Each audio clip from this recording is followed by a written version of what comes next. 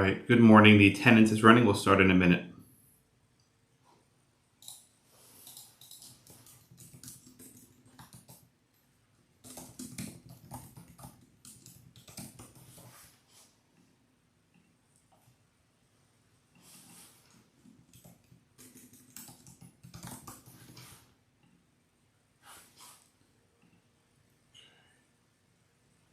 All right, please sign in. We'll start in a moment.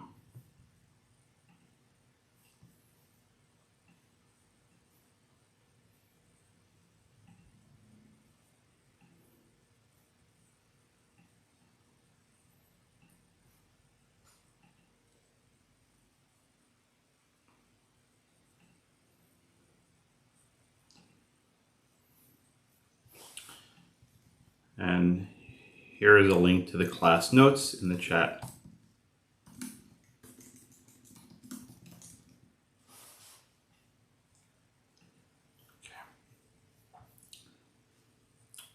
All right, let's get started, everyone. Hope everyone had an enjoyable weekend. Any questions before we get started? Anything in your minds?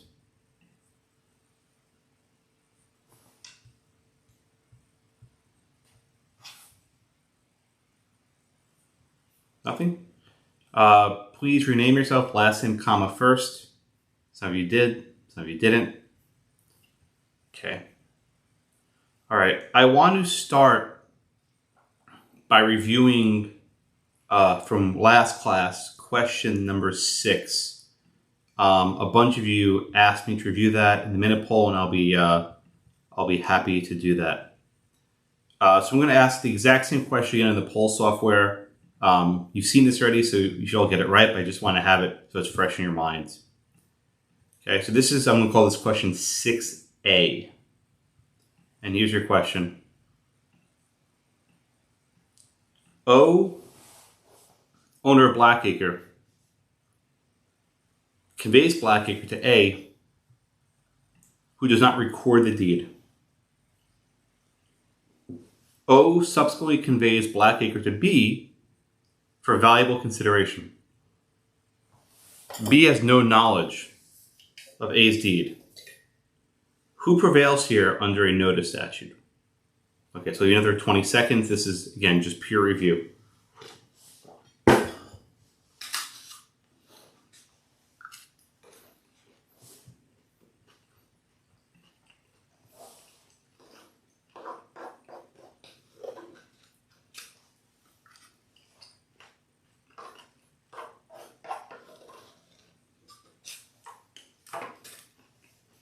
Okay, I'll stop it there. You know, a lot of people change their answers. I don't quite know why. I don't know if people are talking to each other or what, because originally about 12 people put A, and the number dropped to 6. So maybe people realized their error, or someone told them the right answer. I don't know the answer. I hope it's people realize their mistake, but if you're just cheating, then you're really cheating yourself. The answer here is B. The reason why is that in a notice statute jurisdiction, which is what Texas has, you can be the second person to buy. That is, you can be a subsequent purchaser and still win. How can you be the subsequent purchaser and win? You need to be able to take without notice of the prior unrecorded deed. Right? So in this question, B purchased Blackacre and had no knowledge of A's deed because A never recorded it. So therefore, B would prevail, even though he's a subsequent purchaser. O and A may have an action for fraud or something else, maybe unjust enrichment. But between A and B, B prevails. Any questions on the first part, 6A?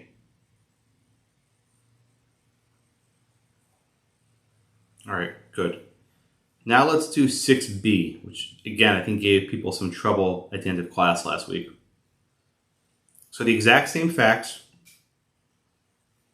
except now the question is who wins under a race notice statute, a race notice statute.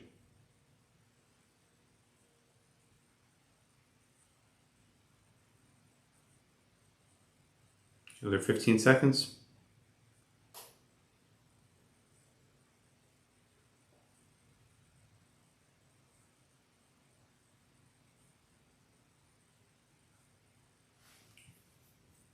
All right, 5 more seconds. Okay, stop it here. This one's pretty close. 67% said A and 30% said B. We did this question, and I told you the right answer, so you should know the answer. If you don't, we're in deep waters. Let's see. Let me call on someone. Who's next? Just please raise your hand. And if you haven't, please rename yourself last name, comma first. I don't like having to ask this I know Zoom doesn't do it automatically, but please just remember. I think next. I'm not sure. Okay, Sarah, that's fine. Thank you. Appreciate you volunteering. What's a race notice statute, Sarah? Under the race statute, whoever records it first. No. I'm sorry. Race notice. Race notice. Oh, race notice. The subsequent purchaser must record first, and the subsequent purchaser must not have actual notice. Well, you're giving me the two factors are correct. They must do this, and they must do this. Yeah. They must do this in order to what? What are they trying to achieve by doing these two things? Prevail as to their deed in the property. You're really close, Sarah. What do you mean prevail? Prevail against who? Prevail against whom? All the subsequent purchasers or anyone that has interest. Not the subsequent purchasers. Who are they trying to prevail against? In this question, who bought first? Who bought second? A got it first. Uh-huh. And then C got it second. So who's subsequent? B. Good. And who's B trying to defeat? A. Okay, good. So let's try this again. Why would someone want to benefit from the race notice statute? Who's trying to beat whom? Okay, so the subsequent purchasers are trying to beat all the previous ones. Yes. Interest in the very good. Very good. Okay, that I think that point wasn't clear, and I saw that in some of the minute polls. The purpose of the recording statute. The purpose of the recording statute is to allow a subsequent buyer to defeat an earlier in time buyer.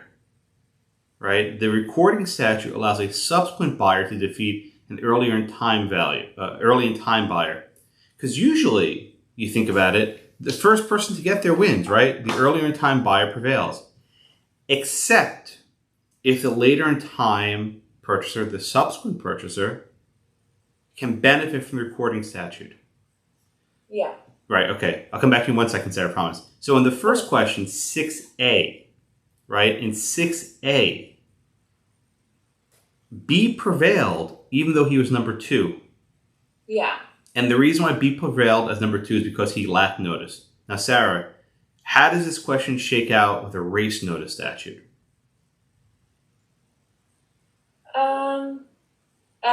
Can you clarify what you mean by that? Who wins with the race notice statute here, A or B? Okay, so this is the language of the question never said that B recorded it. Uh-huh. Why does that matter?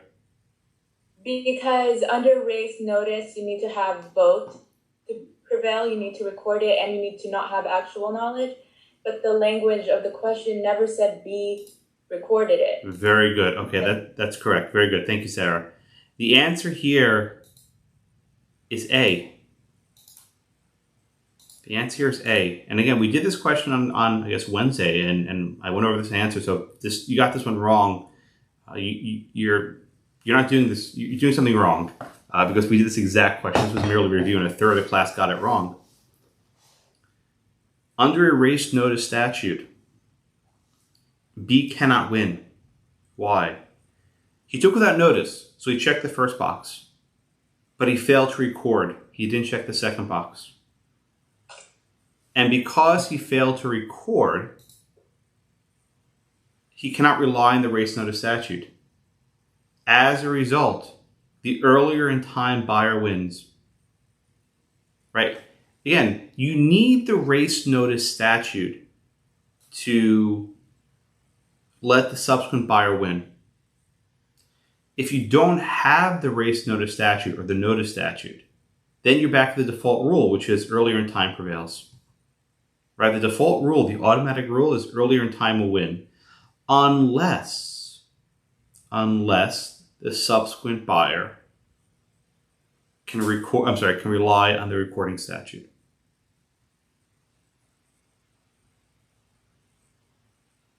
Right, that's a very basic principle.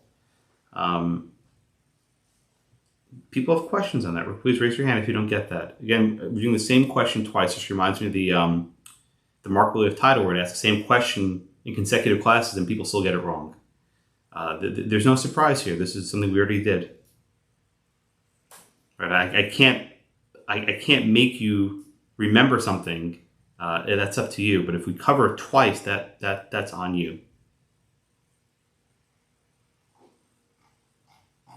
All right, let's try another one. Hold on, Sarah. Anthony, you here? Okay, I'll call Anthony. I'll call on you in 1 second. I forgot to start the poll. I'm sorry. All right, so let's take a look at this question. I'm going to call this question number 1 because it's the first new question for today. I'll call you, Anthony, in a minute. Just hang tight. Okay, question number 1A. O, the owner of Blackacre, conveys Blackacre to A, who fails to record. O subsequently conveys Blackacre to B, who does not know of A's deed. Then A records. Then B records. The first question is, who wins here under a notice statute? Okay, who wins here under a notice statute?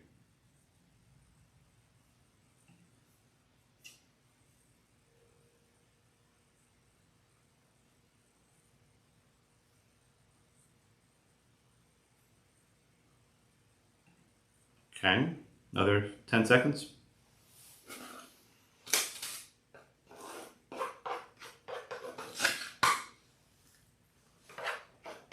Okay, all right, Anthony, what do you put here? I was back and forth, but I ended up picking B. Okay, tell me why you were back and forth. Because of the last question going over the fact that even if B never recorded, it wouldn't matter, but that was dealing with a race notice statute, and this is just a notice statute, so... Does it matter, Anthony, let me ask you a question. Does it matter in this question whether B ever records? Does it actually matter? No. Why? Because it's about notice, or the statute deals with notice, not about who comes first in time. That's right. Okay, so what's the answer here? B. Okay, that's right. About 85% we got that right. That's better. Okay, good progress. In this question, the fact that I told you B records is almost like a red herring, right? It's irrelevant. It doesn't matter whether B records. All that matters is that B bought Blackacre and B did not have notice about the prior unrecorded deed. Therefore, B relies on the notice statute, and the subsequent purchaser beats the earlier in time purchaser. Everyone see that? The subsequent purchaser defeats the earlier in time purchaser. And that's the key question, right? The only reason why B can win is because of this notice statute. Questions on that one? All right, let's try number B. Letter B. Remember there was a Sesame Street song. It was like that from the Beatles, letter B, but it was letter B. Long time ago. Okay. I didn't read the question. People are answering it. That's good. Same facts, but now we have a race notice jurisdiction. We have a race notice jurisdiction. The question is, who wins here?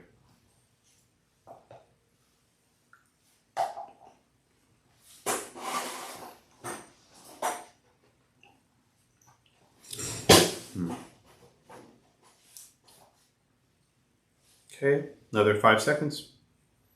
Most of you got this one in.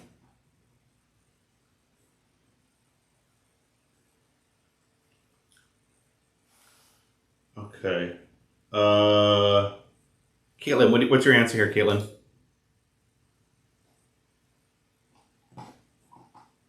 I'm sorry. I picked A. Okay, tell me why. Because A had recorded first, and so under the race notice statute, he gave B notice, and so he wins. What are the requirements for a race notice statute, Caitlin? That the subsequent purchase without notice, and they record before the prior instrument is recorded. Okay, good. So is the first box checked here? Yes. Did, sorry, no. no. Did B take without notice? Yes. Okay, so is the first box checked? Yes. Okay, what about the second box? It is not. Why is it not checked? Because A recorded before B did. Very good. B failed to record first. Therefore, B cannot rely on the recording statute. Therefore, the earlier in time buyer wins. The answer is A. Good. 90% of you got this one right. That's very good. I am going to ask you about this in the exam. There's no way around it. I do this every year. And I am not going to ask about a race statute because it's so easy, right? It's easy to apply. What I'll try to do is I'll try and ask you about the about the notice statute or about the race notice statute. I can pick either one. I do it every other year. I know I don't always pick the same one. And often I'll have these very complex fact patterns where it isn't always clear whether there was notice. Or it isn't always clear who recorded first. For example, the case from the Lewis case today, where it was recorded on one day but indexed in another. I can ask in different ways. But the basics, right? The check boxes, right? With notice, you have one checkbox.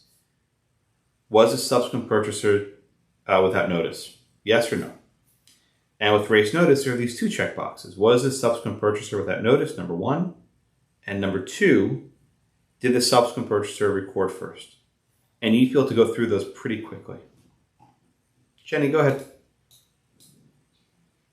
You said before that for notice statute, that's what Texas uses. So in an exam, you name the statutes by name or by jurisdiction, and if so, what is the race notice? Well, I reserve the right to say you're in Texas, which means you have to know it's notice. I reserve that right. The book also tells you a couple of the race notice, for example, California. Although generally, if it's not Texas, I'll tell you what it is. But at least for Texas, I'll just presume you know what that is. And I'll tell you Texas is special, right? Texas forever. But I'll tell you, invariably on exams, students confuse them and they mix them up and they give me the wrong answer. And I see it every year. So I'm giving you fair warning. If it's a question set in Texas, just you have to know it's notice. And then that's all you have to know. Oh, you have to know more than that. Nancy asks, is there a majority? I'm blanking. I think it's pretty closely divided between notice and race notice. There might be one that's majority. I'm not even sure, but you have to know both of them. So I think that's the short answer. It's in my notes somewhere from last week. I can go dig it up later, but I don't remember off the top of my head.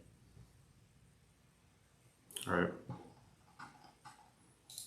Okay. All right. Let's try now what I'm calling question number 2. And this is going to be a short answer question.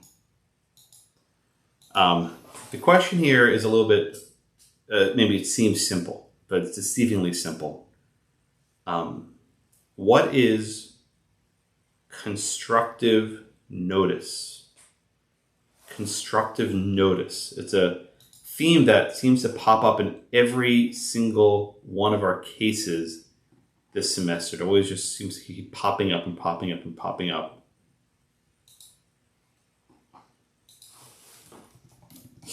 And I want to see what you guys are putting here.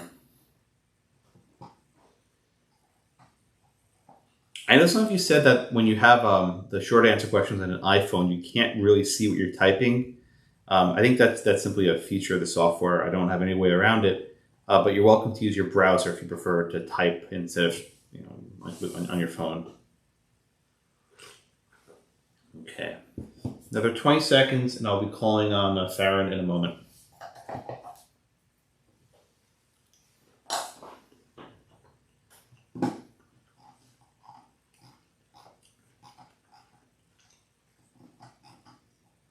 Another 10 seconds.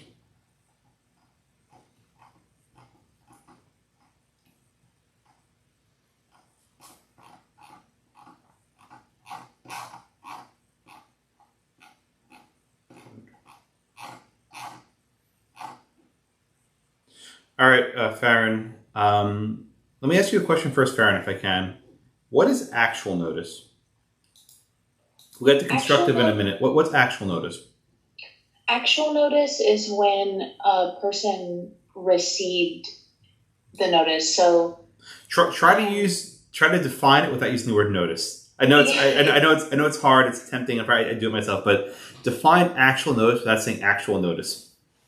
Okay, it's a little hard. Yeah, I know. Like as an example, if I handed you a piece of paper saying something, that would be actual notice because you did receive it. I don't know about what's it, but what's it? What's the purpose of giving someone actual notice? What are you trying to do? To ensure that they know about it. Know about what? What's it? Well, in this case, the title. Be more precise. They know about what? Ownership. What's the thing that piece of paper you refer to? Oh, deed. There it is. Good. Okay, thank you, Farron. Remember I told you, I guess, a couple weeks ago, there's an important difference between the deed and the title. This, I think, is a case where that really matters. The title exists no matter what, right? The title is there. There's a relationship between a person and property. But what we're really concerned about here are deeds, right? Literally, pieces of paper, scraps of paper that apparently go missing for 30 years, right? In the second case. If I hand Farron a deed, I'm giving her actual notice. That is, I am making her aware that I have some interest in Blackacre, right? I don't necessarily have to hand her a piece of paper. What if I say, hey, Farron, you know what? I purchased Blackacre last year. I did. It's true. I did it. That's enough for actual notice. You can have actual notice even without handing someone a piece of paper. Paper is always good, right? Paper trail is always helpful. You want a paper trail. But you can have actual notice without paperwork. Okay? Alan, are you here?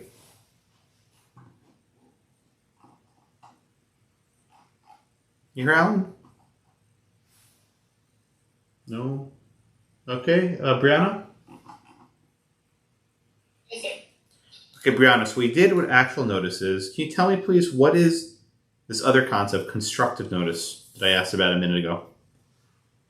So from what I learned, constructive notice is basically notice that arises from the presumption of law based on the facts given. Try to define it without using the word notice. I know it's hard, and I know Farron struggled with that a minute ago, but just do your best. Define constructive notice without saying notice. I trust me. There's a reason why I'm putting through this annoying paces. It's hard, right? I'm proud of that. Okay, basically,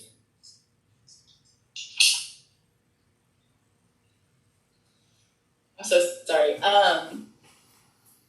If you're aware, say like you're wanting this, you want this property, you want the deed for it, everything, and you're aware that there's a pending lawsuit or there may be some other interest in it.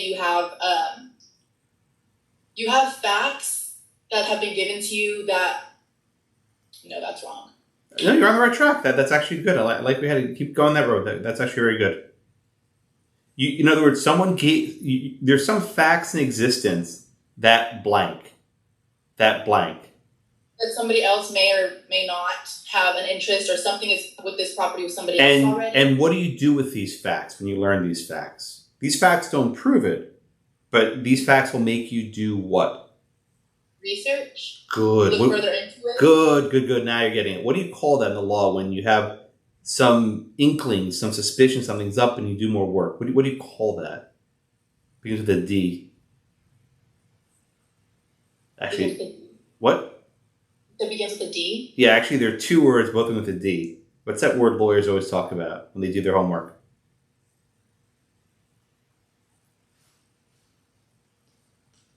Dig deeper? That's really good. You know what? I'm going to give you credit for that. That's excellent, actually. I was thinking of due diligence. Oh, okay, yes. But I mean, look, dig deeper. That's. I will give you credit for that. You actually figured out the two letters in DD. Very good. Due diligence or dig deeper. I think actually it's a good way of remembering what due diligence means dig deeper.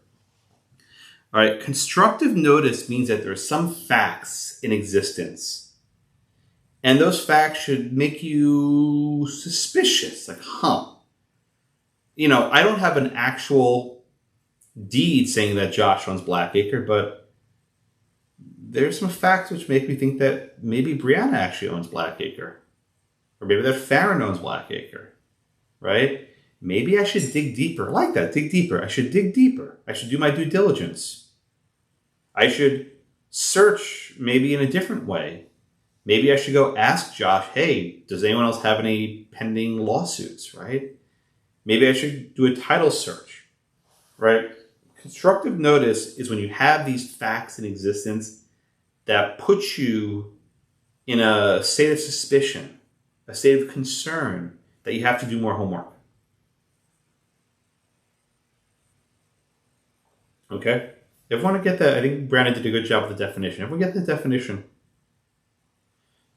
Now, the difficulty is, what sort of facts are enough to provide constructive notice? Right? What sort of facts are enough to put you on constructive notice? Not all facts are enough, right? We're not Sherlock Holmes, right? We're not detectives. You know, we're not expected to draw, you know, all these very complicated inferences to figure out why something might be off. But the courts expect us to be, oh, I hate this word, reasonable. I hate this word, right? That there's some reasonable good faith efforts. There's due diligence is the phrase, right? That you do your homework. Now, what happens if you don't do your homework? You get burned. This is what happens in the second case, the Harper v. Paradise case. If you don't do your homework, you get burned. Why? If you fail to dig deeper, if you fail to do your due diligence, you are not a bona fide purchaser. Right? If you don't do the due diligence, you're not a bona fide purchaser. You bought it knowing something was up. And if you're not a bona fide purchaser, then you cannot rely on the benefit of the recording statute. Right? If you're the subsequent purchaser and you're not bona fide, you're going to lose. Right? The reason why being bona fide is so important is because being bona fide allows the subsequent purchaser to prevail over the prior in time purchaser. Everyone get that point? It's a really important point. If you have constructive notice and you buy Blackacre anyway, then you're probably going to lose, because that means you were acting in bad faith. It's like you knew something was up, but like, I'm going to roll the dice. I'm going to take a risk. It's a really good price. I don't want to lose it. Okay, well, you took a risk and you might lose. Okay. Everyone get the difference between actual and constructive notice?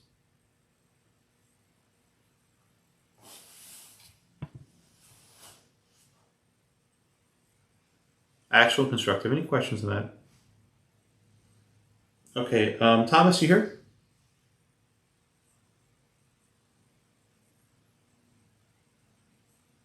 Thomas, going once?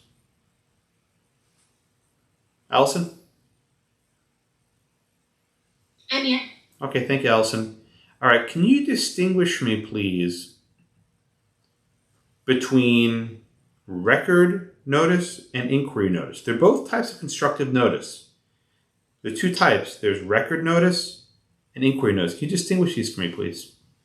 Record notice consists of notice one has based on properly recorded instruments, an inquiry notice is based on facts that would cause a reasonable person to make an inquiry into the possible existence of an interest in real property. Okay, in your own words. I know you're reading, so those are very perfect definitions. It's in your own words. Describe this, please. So record notices, there's like an actual instrument to me that's like you should have discovered almost. Yes. As it. Right. Now, just be clear. If you have a document that says, there's a mortgage on Blackacre, is that actual or record notice? Actual. Good. Why? Because you have it, so you know of it. Good. Now, what would an example be of record notice? How is that different than actual notice? It's a very subtle point. Is it kind of the case at Harper to where the document referenced a different document? Yes. Right. Very good. Thank you, Allison. So what record notice is there's like a reference, right? There's something in a recorded instrument that puts you on notice. So let's say you're reading some deed that says, blah, blah, blah, blah, blah. Oh, by the way, there's a mortgage on Blackacre. You don't actually have the mortgage, right? You don't have the record of the mortgage, but there's some recorded instrument that references the mortgage on Blackacre. And at that point, it's like, maybe I should go do my homework. Maybe, dig deeper, right? Do your due diligence. Figure out, maybe this was an error. Maybe there is no mortgage. Maybe there is a mortgage. But the fact that you were aware of this gives you this responsibility. If you fail to dig deeper, fails to do your due diligence, then you're stuck with it. You cannot claim the benefit of the recording statute because you're not bona fide. You're not bona fide. Okay? By the way, I keep looking to my left. That's where my role is. That's why I'm looking to my left. There's no one here. Genevieve, are you here? Genevieve? Yes, I'm here. Sorry. That's okay. Genevieve, let me ask you a question, please. Give me an example of what inquiry notice would look like. Allison gave me an example a minute ago, record notice. Give me an example of what inquiry notice would look like.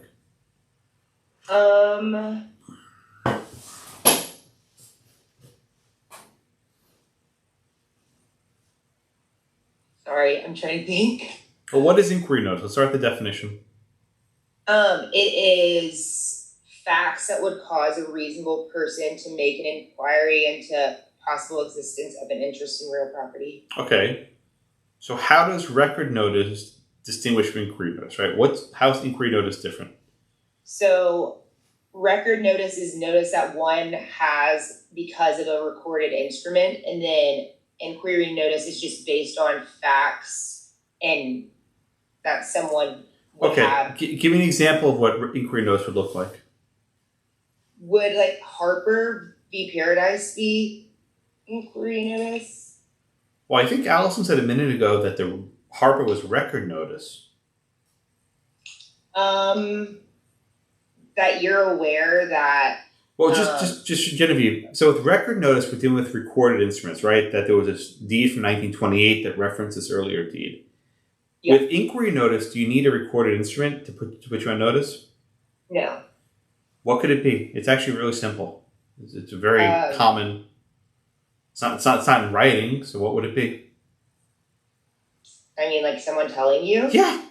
Yeah. Right. So give me an example. What might that look like? A friend. So my friend tells me that their old neighbor had conveyed the land to their cousin. Now, would that be actual notice or would that be constructive notice? Oh, I think that'd be actual. See? Okay, you did exactly what I thought you'd do, which is fine. No, there's nothing wrong with it because that you. So, what's the difference between actual and inquiry? Where's the line? So, because actual you legitimately know, and inquiry is there are just some facts that, again, you should dig deeper into. Yeah. Very good. Okay. Thank you, Genevieve. You did exactly what I thought you were going to do, which is what I wanted. I know it sounds mean. I know it sounds awful, but it's actually very helpful for you all. So think of this example. What if your neighbor says, I remember there was this deed from 1922, and I don't really know what happened to it. And then those other deeds from 1928, I don't know what happened to that either. It just there's some weird stuff going on in the farm. I don't really know. That conversation will not give you actual notice because you don't really know what's up. In fact, the neighbor doesn't know what's up. But that conversation should be like, what, WTF, right? What happened? There are two deeds in the same property? What the hell's going on? It's not right. Wait a minute. What do you mean there was a deed that went missing? That's not good. They never recorded it? How am I supposed to know? All right, let me go dig deeper. Let me go figure out what's going on. That's the inquiry notice, right? That there's some facts that you become aware of that should make you suspicious, should make you do some research and do your homework, right? Record notice comes from a deed that's recorded that has it's called a recital. Think of like when you're a kid, like a dance recital, right? Where you recite A, B, C, D. These are things that you say, sort of like facts. If there's something in a recital, it's probably record notice. If there's something in, just stuff you learn, right? People talk, people chat. That's probably more inquiry. The difference between inquiry and record isn't terribly important. They're both constructive and they both exist. But you might imagine that record notice is easier to prove. Why? Because it's in writing, right? You can see the instrument. With inquiry notice, you're sort of trying to recreate conversations that happened. And I'm sure when you take evidence, you realize that conversations are not always accurately remembered. People have very bad memories. They think, oh, he said X, Y, and Z, but he actually said like A, B, and C. And with inquiry notice, the precise wording actually does matter. It's like, well, I think something happened, not really sure what, versus, oh, something happened, right? Depending on how much was given in that conversation, it could actually cross the line. Grayson, go ahead. So in Harper v. Paradise, if the subsequent purchaser was just told, like, I think there might be another deed out there somewhere, is that inquiry? It might be. Yeah, it's not a bright line rule, so I don't want to say yes, but that sounds... If you're buying a house and the neighbor walks up and says, I remember the story from 30 years ago. I heard it secondhand that there was like a missing deed that just went missing. And I hear that, I'm going to run. Right? I'm going to be like, what's up? And then I would ask Maud, the owner, like, what the hell's going on here? I heard that you had this land 30 years ago, and I heard that there was a missing deed. Can you tell me what's going on? Even though Maud didn't live there anymore, I would try and figure out who was on Blackacre in 1930, whatever, and like what's going on there. So even if you don't know, you can sort of like be mini detective and figure out that enough is suspicious. Realistically, this doesn't really come up too often because people use title insurance. They do title searches. And the title company would have found this 1928 deed, like, what the hell, a missing deed? Go away. Don't buy this. In fact, I suspect the title company wouldn't even insure this property because it's so risky. Right there. I mean, think about the Harper case. The Paradises got screwed. They got nothing in the end, right? They got zip. And the reason why they got zip was that they didn't do their homework. They did not dig deeper. And the failure to do their due diligence rendered them non-bona fide. If you're not bona fide, then you're out of luck. All right. Thanks, Grayson.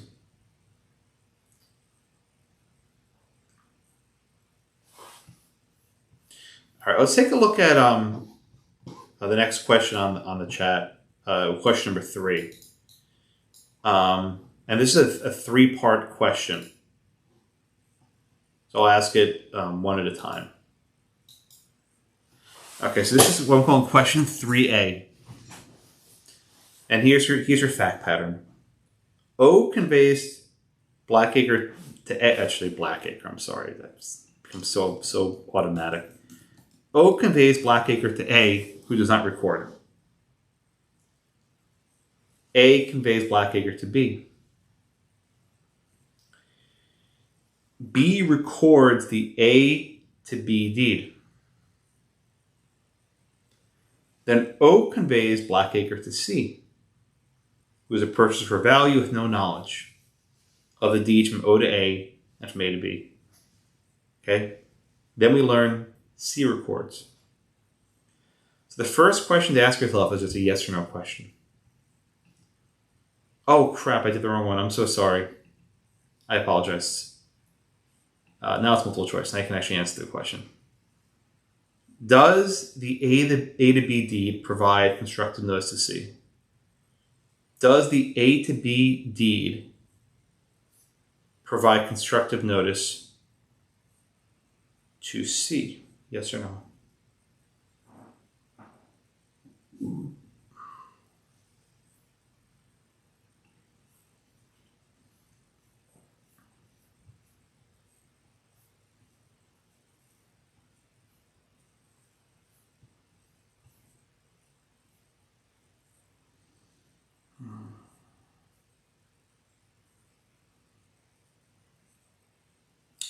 All right, stop it here. Who's up? Tim, are you here? Yeah.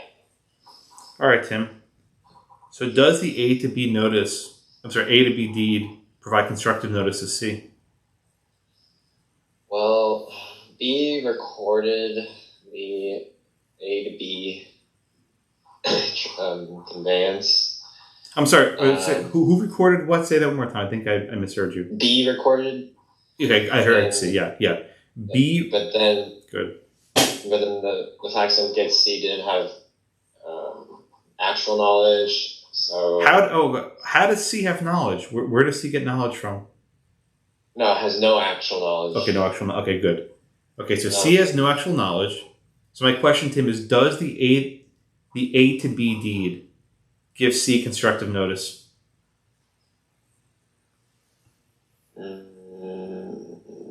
I put no. Okay, you're allowed to put no. Tell me why.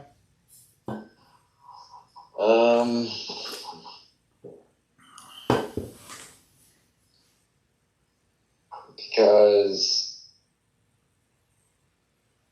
I guess that if they were gonna do their due diligence, they would look up to see if maybe O actually had title of the land. So you're getting closer, Tim. Let's try this again, Tim. C is purchasing Blackacre from O, right? Yeah. If you're performing a title search, whose name would you look for? O. And which book would you look in? What book do you always start in? We'll review from last week.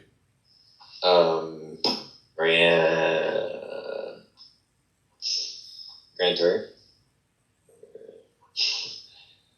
Grantee. You tell me.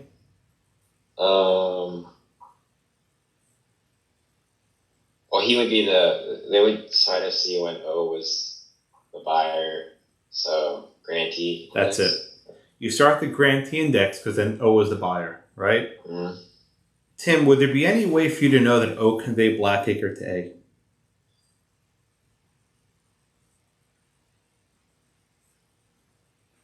Is there any way to know that O conveyed Blackacre to A? Because A did not record. Okay, so let's try this again. Is it possible for C to even know about A? Does C even know A's in the picture? No. Would C know to look for A's name? No. So does the A to B deed give constructive notice to C? No. That's right. Ooh, you guys got this one wrong. Only 36% got this one right. The answer here is B, no. And let me make this point very clear. When you have a question like this with constructive notice, you have to ask yourself, would C even know to look up for the A to B deed? Right? Would C even know to look for it? And the answer is no. Why would C not look for it? Because C doesn't know about A. C doesn't know about B. C only knows about O. That's the only name C knows. C will go to the grantee index and look for O. This is the problem with a missing deed, right? There's no way from O to get to A. For C to get to A. C doesn't know. Therefore, C is a bona fide purchase for value. C is bona fide. Okay? C is a bona fide purchase for value, BFP. In this example.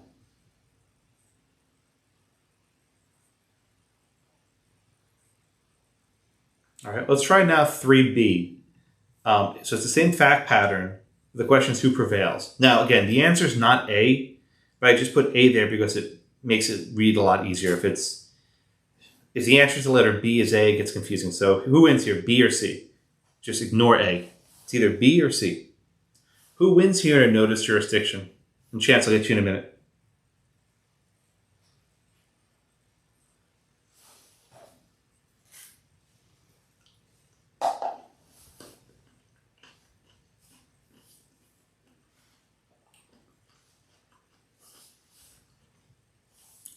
All right.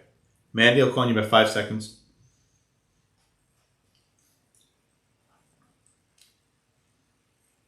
All right. Very good. I think we got everyone in. All right, Mandy, what's your answer here? I believe it's C because he was a subsequent bona fide purchaser without notice. Very good. That's correctly right. Okay. Thank you, someone in the chat. I had a typo. Very good. The answer to 3B in the notice jurisdiction is C. And the reason why is that C is a subsequent bona fide purchase for value without notice. That's a mouthful, isn't it? My goodness. Right? Right? I'll put it in the chat so you can see it. Subsequent bona fide purchaser for value without notice. My goodness, it's a lot of words. If you say BFP, I'll know what you mean. I'm not going to kill you on that, but I do think it's important to say it's a subsequent because it comes later in time. Has to be for value because actually consideration is a requirement, right? I think I said this last week. To benefit from the recording statute, there has to be some consideration. And you have to have no notice. So subsequent bona fide purchaser for value without notice. Okay, we're going to get 3B. Chance, you have a question, sir? Yes. Is there any situation where we can base the search and due diligence off the property?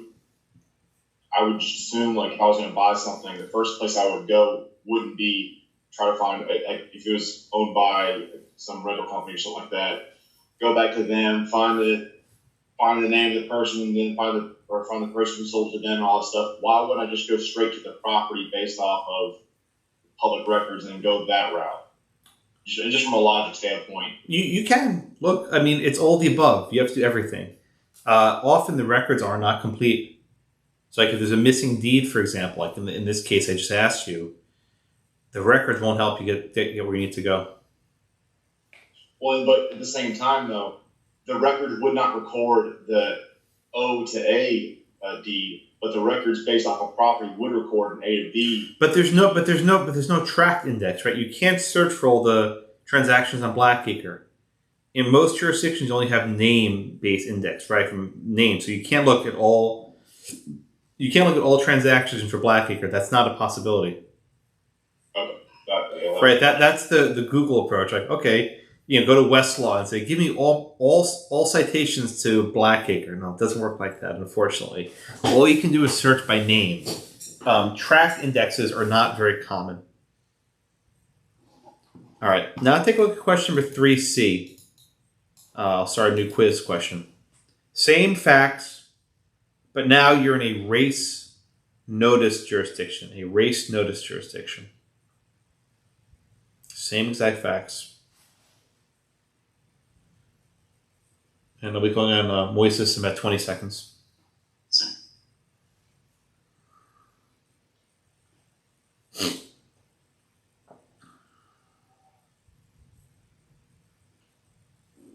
I'll go ahead. No one's putting A. Good. I've ignored this choice.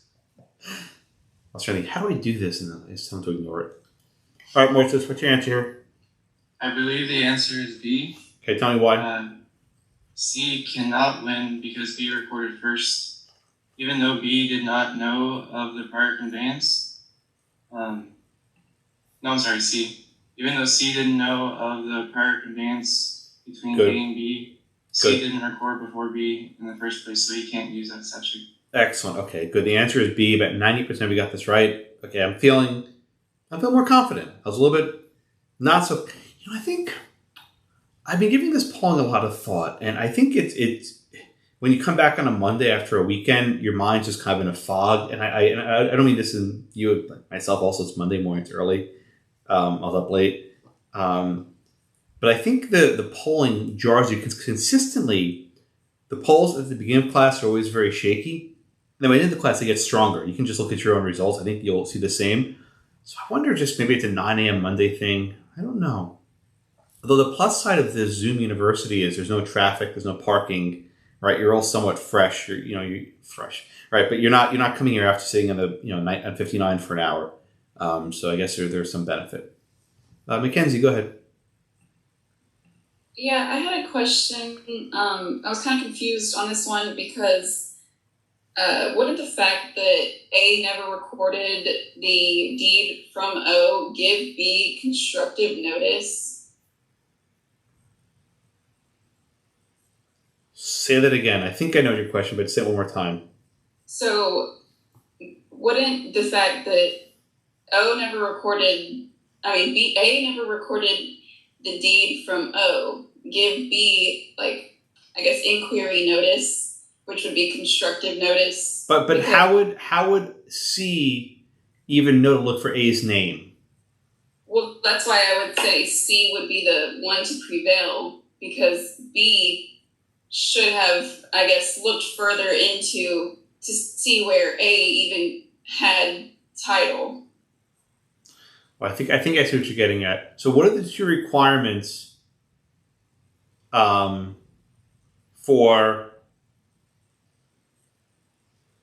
what are the two requirements? Oh, I see what you're saying. So you're saying that C... Well, I see your point. So let me try to restate your issue. So you're saying that because C did not have notice, and you're saying that did C record first? No. But who recorded? Yeah, okay, now I see. Who recorded first here, B or C? B. Okay. So does C check both boxes? No. Okay. If C does not check both boxes, can C win under the race notice statute? No. Okay. But I guess my question is more based on the notice aspect, because I guess I didn't really think that B checked both boxes. B doesn't have to because he's first.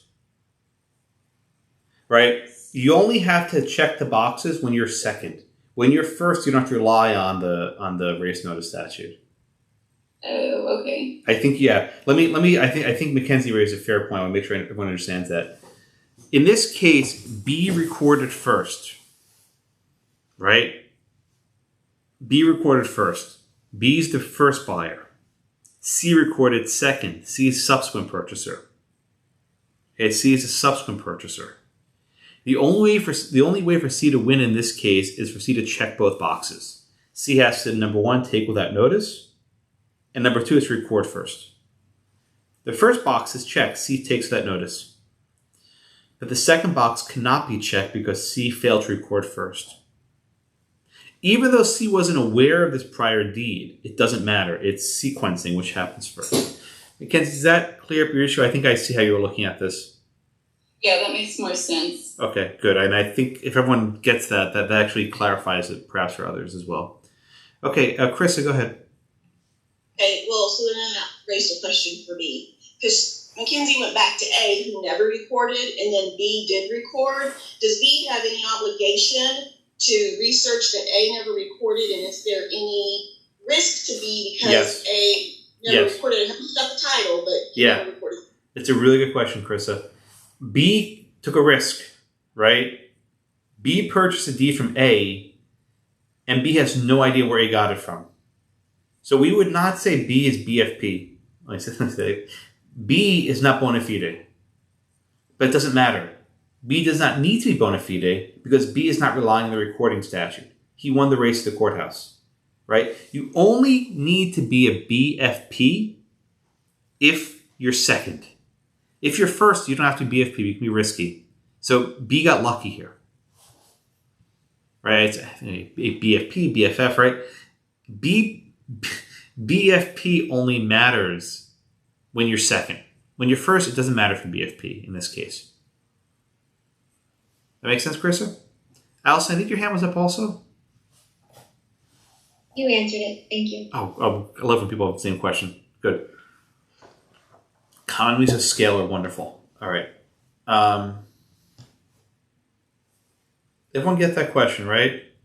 The BFP only matters when you're number 2. If you're number 1, you can be a crook because B prevailed. B recorded first.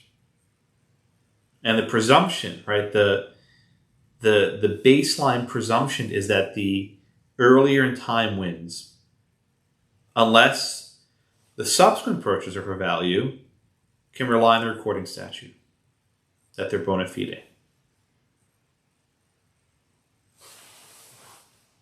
How's that?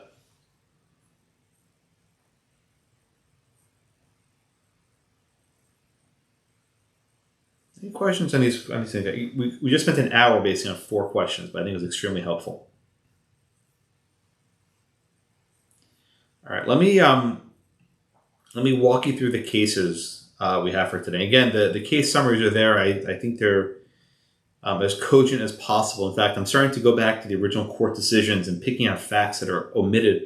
It's really hard when you have to edit a case what to leave and what to exclude. I think they omitted stuff. So, for example, in the second case, did you know that Georgia has a 20-year limitation period for adverse possession? That's a useful fact to know in the case. 20 years. That's why they need to tack. Anyway, so I'm starting to have to actually check the original cases because stuff was omitted that helps the cases make some sense. All right, let's try the first case. Lewis versus Superior Court, which is a funny name for a case, right? Why on earth is a person suing the court? Well, they're not actually suing the court. It's a weird type of appeal in some states where you're actually appealing from the judgment and your suit's actually against the court itself, right? You're trying to ask the superior court to issue a order against the lower court to reverse a judgment. It's a strange quirk in law. So, for example, you all know the case Plessy versus Ferguson, right?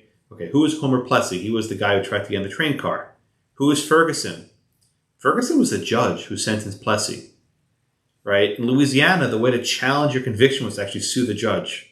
It's a very bizarre quirk in law. So that's why it's called Lewis versus Superior Court. I can't tell you how this started. I don't know. All right, so this is a case of screw-ups where a lawyer screwed up.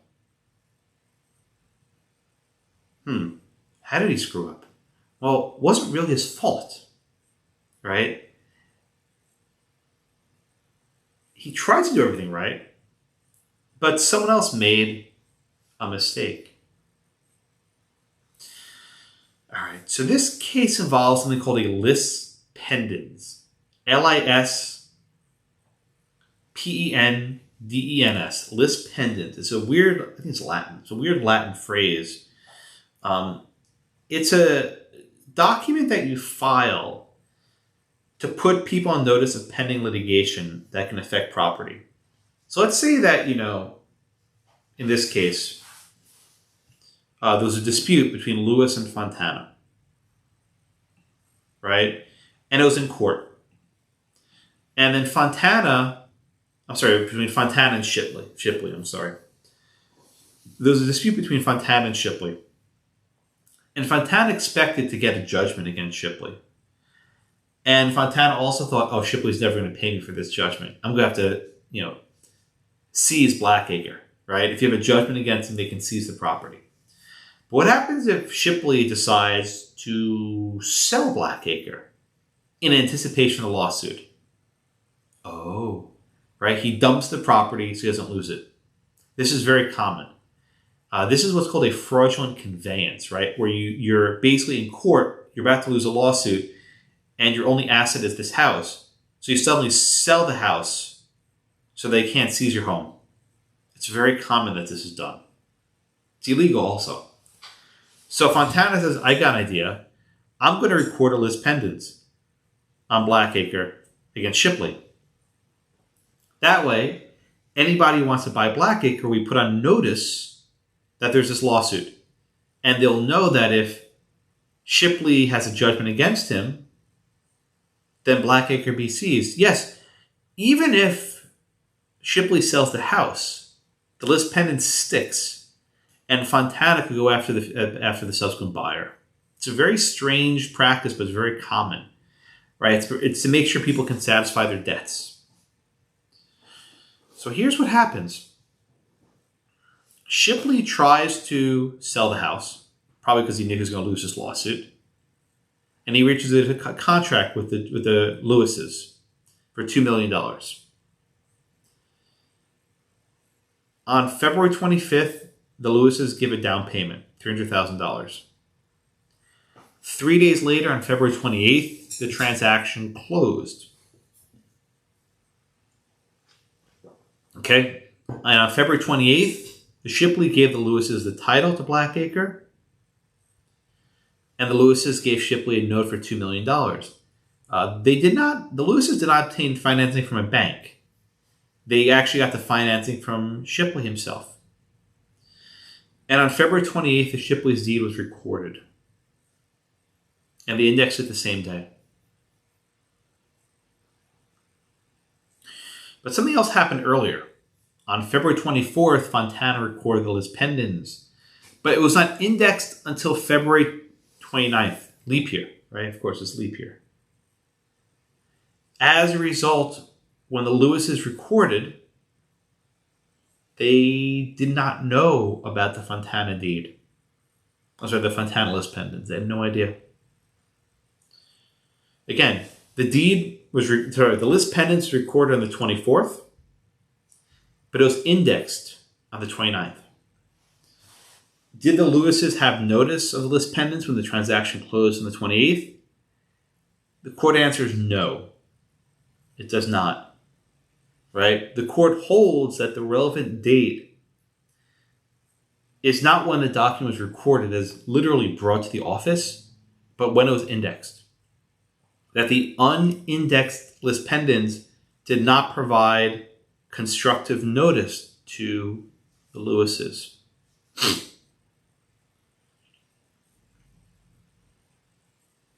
Okay? And because the lis pendens was not properly recorded, the Lewises cannot be subject to it. And therefore the court expunged or removed the lis pendens. We'll get the holding of the case. There's a lengthy discussion about whether the California Supreme Court should overrule, whether the California Court of Appeals should overrule a 100-year-old case from the California Supreme Court. This was weird, wasn't it? You don't see decisions like this very often. Usually when you're a lower court, you're like, well, we're stuck, right? We are bound by the decision of the higher court. But here you basically have a situation where the lower court kind of sort of overrules the Supreme Court. Can they do that? Well, they don't actually overrule it. They simply say, we're going to limit that case to its facts. What does that mean, limit the cases to its facts? Well, we say, well, that rule only applies where the facts are exactly the same. And if the facts are even slightly different, we will not extend the rule. Is that how precedent works? Is that how stare decisis works? I don't think so. With stare decisis, you follow the precedent and you can distinguish it, but you follow it. We're in California, where even the appellate courts can overrule the state Supreme Court, and no one cares. In fact, the state Supreme Court denied review after this case, so they didn't care either. As a policy matter, I think the court probably got it right. If this rule was accurate, right, that you had to do a title search before you made the payments. Imagine if you had a 30-year note and you had to make a payment every month for 360 months. Under this rule, in this old case, you'd have to do 360 title searches, right? Every time you make a payment, you'd have to do a title search. That's insane, right? That's an insane rule. So here they're saying you don't need to pay off the entire thing, right? You don't need to pay off the entire thing. The date that's relevant is when the deed's recorded, not when you make your final payment. So here, the date where the deed was recorded was February 28th. The lis pendens was filed on February 29th. I'm sorry, was indexed the next day on the 29th. Therefore, there's no constructive notice. And Fontana got the SIP. This was an error, but it wasn't Fontana's. It was an error made by the government, by the clerk. He failed to record it right away. Someone always asks, Josh, can you sue the government when they screw up?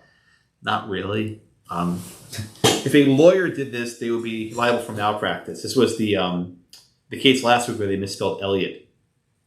But when the government screws up, it's, not too bad. It sucks for you. There are what are called immunity doctrines, which means you really can't screw the government unless they really, really deliberately mess up. And this is just a slip up. It's not even clear they messed up. Wait, I don't know that there was a requirement to record immediately. Maybe they, someone was at the lunch or he was homesick or, there are a million reasons why they didn't do it. We don't know. So I don't know. There might not be an error here. Questions on Lewis?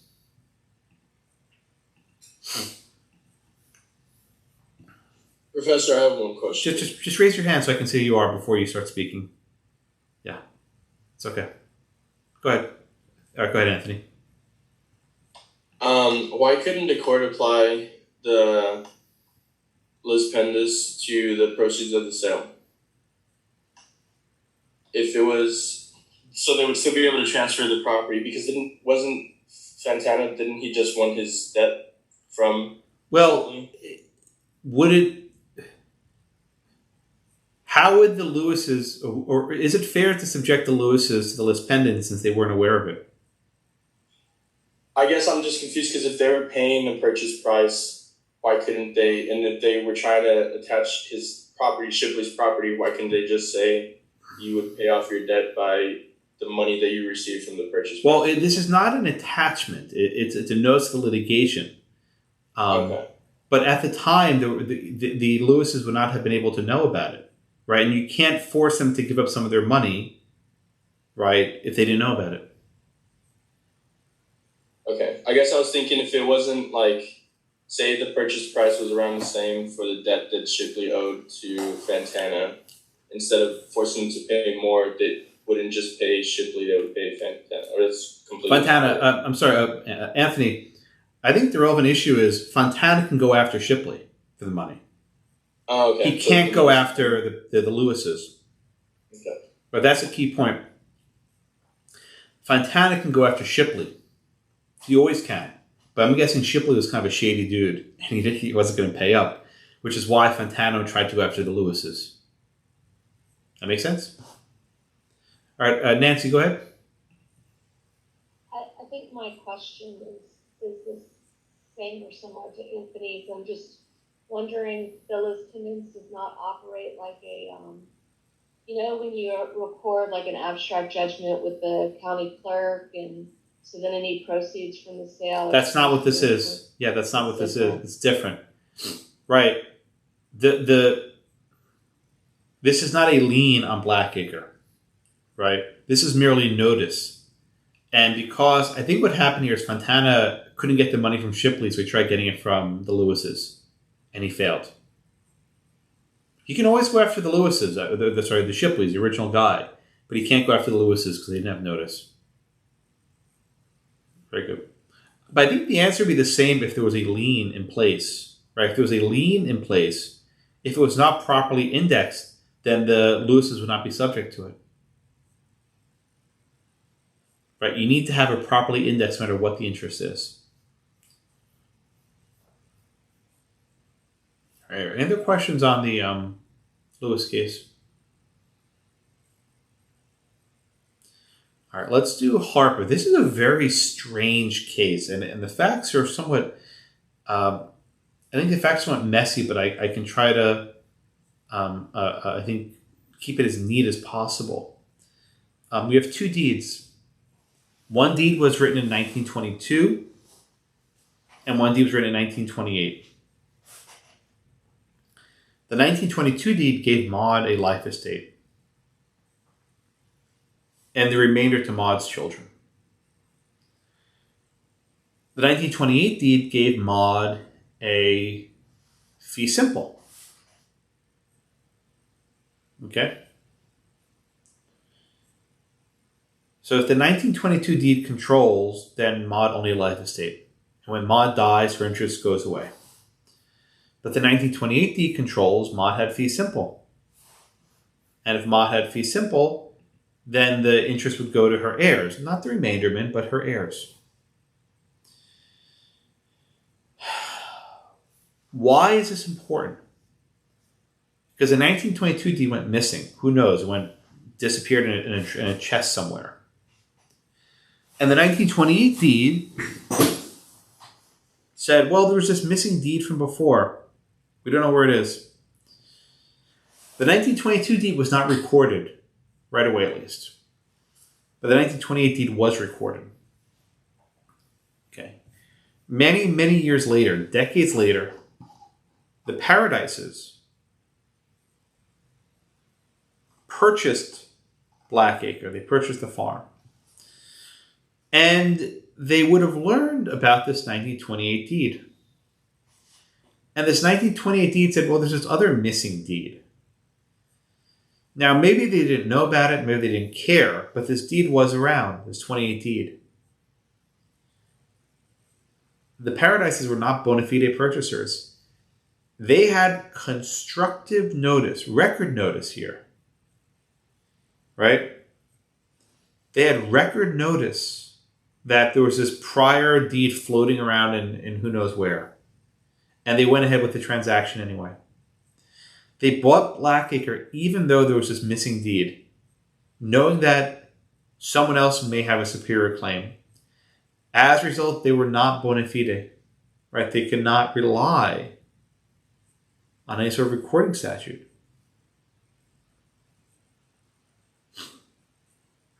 Right?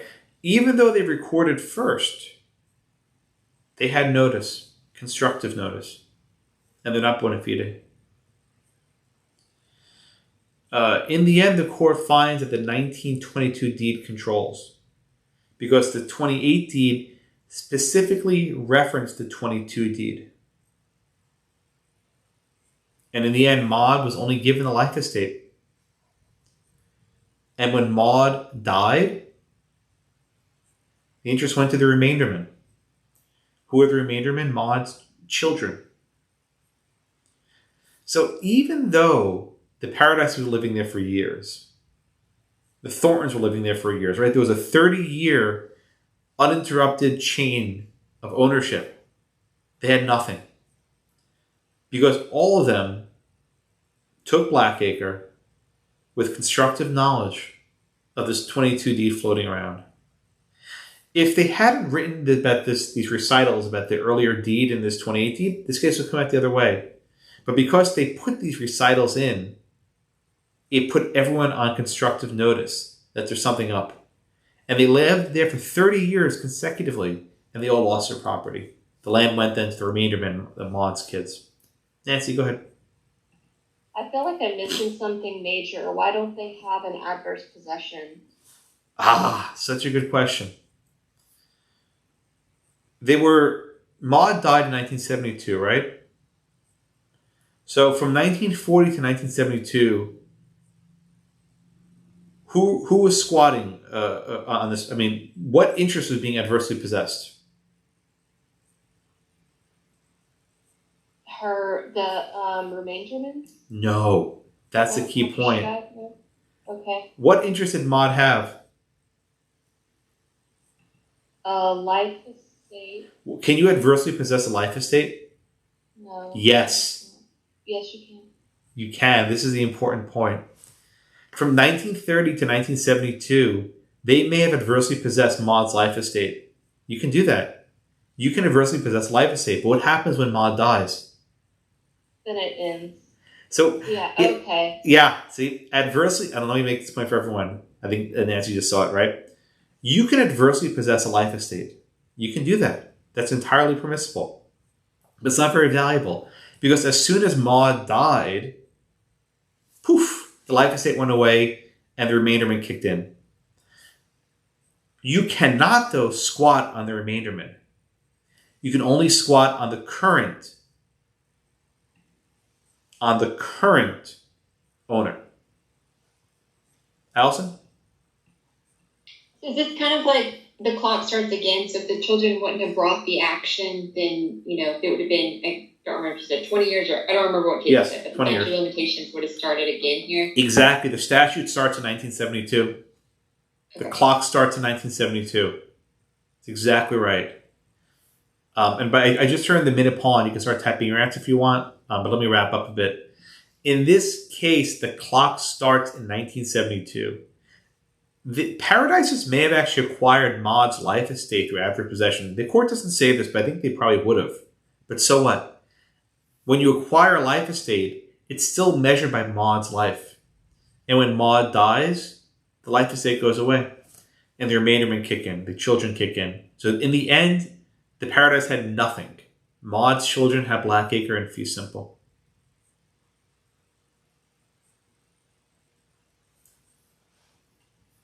All right. Questions on Paradise?